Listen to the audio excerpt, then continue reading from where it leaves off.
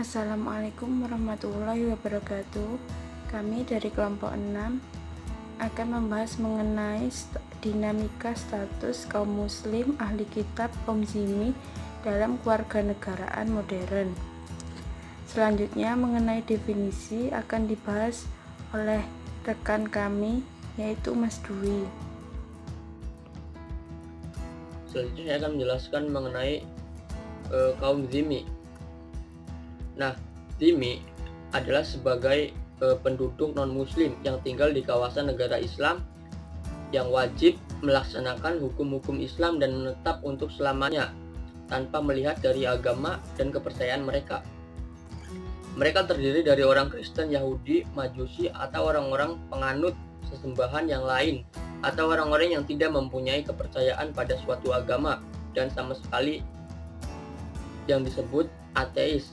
Nah, tetapi mereka tetap mendapatkan sebuah jaminan keamanan serta perlindungan atas jiwa dan harta mereka. Mereka dipandang sama dalam sebuah kehidupan dengan kaum muslimin. Islam menyamakan kaum muslimin dengan mereka hanya dalam sebuah konteks kemanusiaan. Pada soal-soal yang berhubungan dengan akidah atau kepercayaan, diberikan sebuah kebebasan untuk memeluknya. Nah, apabila menyamakan mereka dengan kaum muslimin merupakan bentuk ketidakadilan.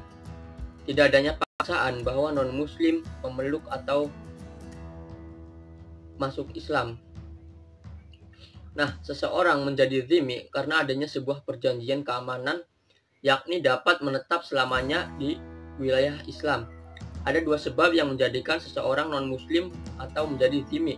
Yang pertama, non-muslim yang memasuki kawasan Islam dan tinggal untuk selamanya serta meminta jaminan keamanan. Yang kedua, apabila terjadi sebuah perang terhadap Islam dan kaum non-muslim kemudian mereka berhasil dikalahkan oleh kekuatan Islam, maka mereka tetap mendapatkan jaminan keamanan serta tetap berada pada agama dan berdiam di negara mereka. Nah, di sini pemerintahan Islam akan melindungi mereka dari setiap serangan maupun hinaan dari manapun datangnya. Tetapi kaum zimmi tersebut diwajibkan untuk membayar jizyah berdasarkan firman Allah Subhanahu wa taala dalam Quran surat At-Taubah ayat 29 yang artinya, perangilah orang-orang yang tidak beriman kepada Allah dan tidak pula kepada hari kemudian, dan mereka tidak mengharamkan apa yang telah diharamkan oleh Allah dan Rasul-Nya, dan tidak beragama dengan agama yang benar, yaitu agama Allah, yaitu agama orang-orang yang diberi Alkitab, sampai mereka membayar jizyah dengan patuh, sedang mereka dalam keadaan tunduk. Sekian mungkin itu saja yang dapat saya sampaikan. Kurang lebihnya mohon maaf bila ada kesalahan. Wassalamualaikum warahmatullahi wabarakatuh. Kemudian yang kedua saya akan menjelaskan mengenai kaum muslim. Nah, ada dua persyaratan sebuah dasar kewarganegaraan yang telah ditetapkan dalam Quran surat Al-Anfal ayat 72, yaitu beriman dan penduduk asli dalam suatu negara Islam atau yang berdomisili di negara Islam. Nah, seseorang meskipun beragama Islam, tetapi seseorang tersebut belum menghentikan ketaatannya terhadap negara non-muslim atau belum berhijrah ke negara Islam, maka tidak dapat dikatakan sebagai warga negara Islam. Begitu sebaliknya, semua orang yang beriman, mereka yang dilahirkan di negara Islam atau telah berhijrah ke negara Islam, mereka merupakan warga negara Islam yang menjadi saudara satu sama lain. Nah, warga negara Muslim terdapat beban dan tanggung jawab terhadap proses kehidupan dan tradisi Islam terbaik, karena mereka yang dapat menegaskan atau menegakkan hukum-hukumnya secara keseluruhan serta memerintahkan untuk melaksanakan semua kewajiban agama, baik moral, budaya, sosial, dan politik. Nah, negara membebani mereka semua tugas dan kewajiban serta meminta suatu pengorbanan untuk membela dan mempertahankan kemerdekaannya. Baik, di sini saya akan menjelaskan mengenai kedudukan zimmi pada era modern.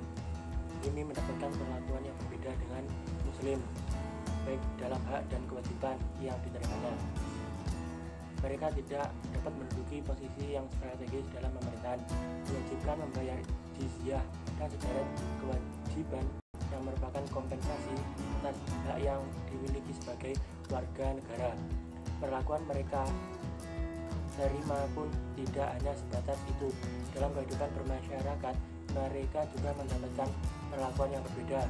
Rumah mereka tidak boleh lebih tinggi daripada orang muslim. Begitu pula tempat ibadah mereka. Mereka tidak boleh mendirikan gereja baru, tidak boleh memperlihatkan salib, dan tidak boleh membunyikan lonceng dengan keras. Mereka juga tidak diperbolehkan menyerang agama Islam dan melibatkan sikap kurang hormat terhadap agama Islam dan memperlihatkan sikap kurang hormat kebiasaan umat Islam, dan tidak boleh menghina Nabi atau memperlihatkan sikap kurang hormatnya kepada Nabi dan Al-Quran.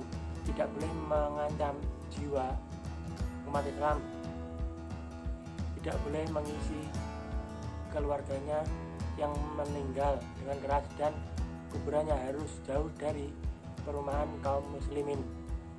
Selain itu, pakaian mereka yang dikenakan harus ditambal dengan kain berwarna kuning dan memakai ikat kepala yang besar dan berwarna untuk menunjukkan identitasnya, dan juga tidak boleh menyerupai orang Islam.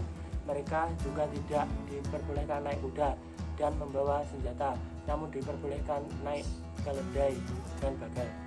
Sedangkan dalam konsep kewarganegaraan modern, setiap orang secara sah diakui oleh negara sebagai warga negara dan mendapatkan hak dan kewajiban yang sama tanpa membedakan ras, warna kulit, jenis kelamin maupun agama.